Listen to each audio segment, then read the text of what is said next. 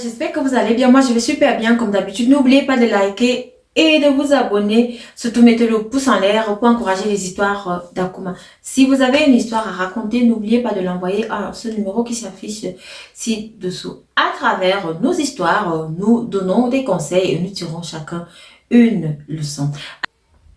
C'est une histoire qui s'est passée en Allemagne. Franchement, ça fait très mal. Ça fait très mal lorsque vous voyez comment est-ce que vous avez, tout ce que vous avez construit, comment vous êtes battu pour arriver là, pour en arriver là. Et enfin, vous avez décidé d'aller chercher une femme dans votre pays natal. Alors, c'est l'histoire de Bernard qui, après avoir terminé ses études, Bernard, un grand ingénieur, Bernard, il travaille dans la société Bosch en Allemagne. Ouh. Ah oui, Bernard, il est bien payé. Bernard, il s'est dit, bon voilà, j'ai terminé, il faut que je me casse, maintenant il faut que je fonde une famille. Bernard s'est dit que non, il ne veut pas prendre une Européenne, ou aussi il ne veut pas prendre une fille qui est ici, en allant faire les vacances au pays. Bon, lui, c'est l'idée qu'il avait dans sa tête. Ça pouvait arriver qu'il ait aussi une fille ici, une fille en Allemagne, mais il le souhaitait avoir une fille au pays. C'est ainsi que Bernard, alors, il est allé en vacances au pays. Arrivé au pays, il a rencontré une fille. Il est tombé amoureux de la fille. euh, et Bernard, il a précisé, il a dit que non, la fille, elle était de l'ouest du pays. Il a dragué la fille aussi a été intéressée par le charme de Bernard. La famille de la fille, alors, n'étant pas tellement aisée, ils avaient alors espoir que leur fille allait pouvoir relever la famille. Parce qu'il y en a certains qui sont en Afrique, dans certains pays africains, qui pensent que lorsque votre fille se marie avec quelqu'un qui vit en Europe, ça veut dire que la personne a beaucoup d'argent. Les gens ne connaissent pas les réalités de l'Europe. Alors, le gars, il a fini son séjour, il a passé du bon temps avec sa copine. Bernard est rentré. Il est resté en contact avec sa copine. L'année qui suivait, il a dit à sa copine que bon voilà, j'aimerais venir faire le toqué-porte, comme on a l'habitude de dire, rencontrer tes parents. Il est parti, il a rencontré les parents de la fille, il s'est présenté et tout. On lui a donné la liste de la dot. Il est rentré un an après, il est revenu, il a dit bon voilà, la liste de la dot. Est-ce que vous me permettez d'épouser votre fille et de faire aussi l'acte de mariage là. Les parents ont accepté, tout le monde était content, il dit mais comment? La dot, elle est là, vous avez bien amené tout ce qu'on a demandé. Et si vous voulez faire l'acte d'état civil, il n'y a pas de souci. Et si vous voulez aussi faire le mariage à l'église, ça dépend de vous. Bernard, il a dit, non, il fait d'abord l'acte d'état civil parce qu'il aimerait que sa femme vienne avec lui. Pendant ce temps qu'il, lui, il était en Allemagne, il a demandé à sa copine, à sa fiancée à ce moment-là, de commencer à faire les coups de langue parce qu'il y a un niveau requis qu'on demande pour les femmes mariées. C'est comme ça que sa femme, elle a donc fait le A2, je veux dire. Parce que c'était le niveau requis qu'on demande aux femmes mariées. Alors, Bernard aussi, directement, il a fait la demande de visa pour sa femme. Il a tous les rendez-vous parce qu'il s'est dit que non, comme il va au pays là, il fait son mariage et du coup après le mariage, il rentre avec sa femme. Alors Bernard, comme je disais tout à l'heure, il est descendu, il a fait la dot, il a fait l'état civil, tout le monde était content, tout s'est bien passé. Le rendez-vous de sa femme était à 2 jours après le mariage. Il est parti, il a pris rendez-vous. En fait, il a honoré le rendez-vous avec sa femme. C'est ainsi qu'on a donc, après quelques semaines, on a donné le visa à sa femme. Bernard était content, sa femme aussi était très contente que bon voilà, elle va pouvoir aller vivre avec son mari. Alors, les deux sont rentrés.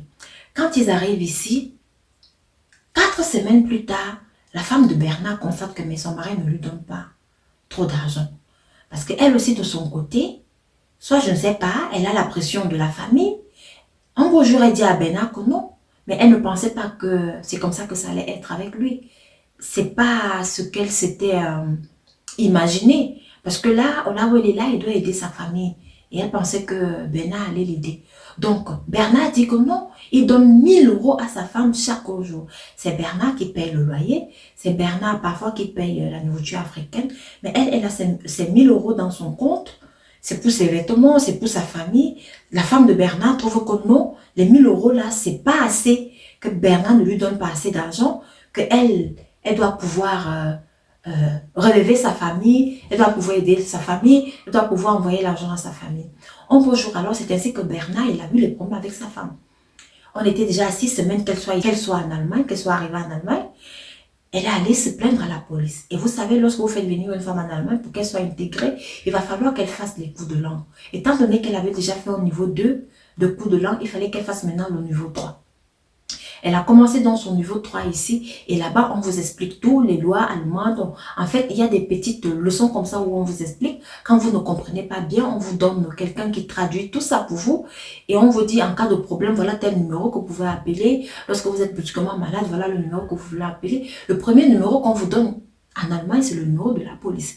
Donc, elle savait déjà tout ça. Elle savait que la femme, les droits de la femme sont respectés et tout. Donc, comme je disais tout à l'heure, un beau jour alors, elle a eu une altercation avec son mari. Parce qu'elle dit à son mari que non, il ne lui donne pas assez d'argent. Pourtant, il est un grand ingénieur qui travaille à Bosch. Donc, parce que quand ils sont ensemble avec ses amis, d'autres qui travaillent à Volkswagen, d'autres qui travaillent à Bosch, d'autres qui travaillent à Siemens, qui sont des ingénieurs. Chacun parle, chacun est frémé et tout. Et elle aussi, la femme de Bernard, elle voit les autres, elle s'est dit que non, son mari, il a beaucoup d'argent, son mari, il doit lui donner plus. C'est comme ça ils se sont donc querellés. Et c'est ainsi que la femme de Bernard est partie. Elle allait se plaindre à la police. Elle a tout raconté à la police. La police est venue. Dans tous les cas, Bernard a essayé de s'expliquer et puis se sont arrangés. Quelques années plus tard alors, ils ont eu 2 enfants. 2 enfants. Après ces 2 enfants, la femme de Bernard, elle trouve toujours que non.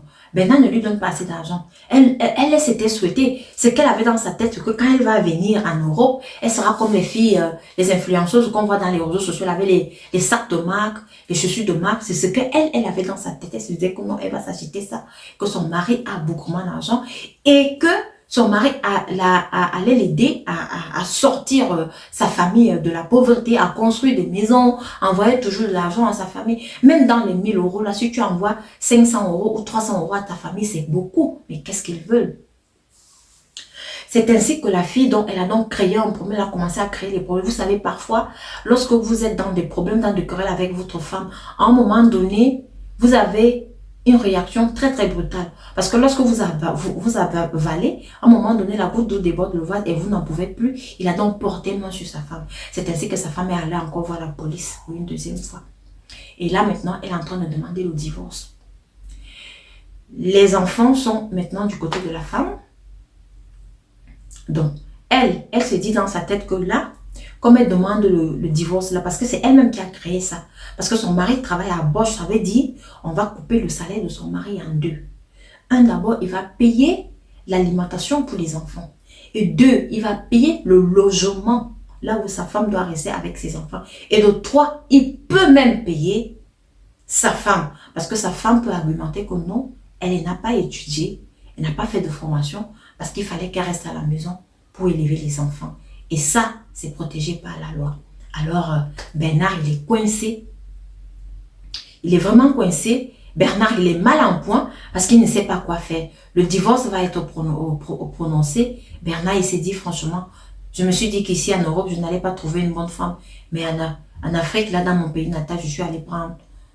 Qu'est-ce que je suis allée prendre comme ça? Je suis allée prendre un serpent.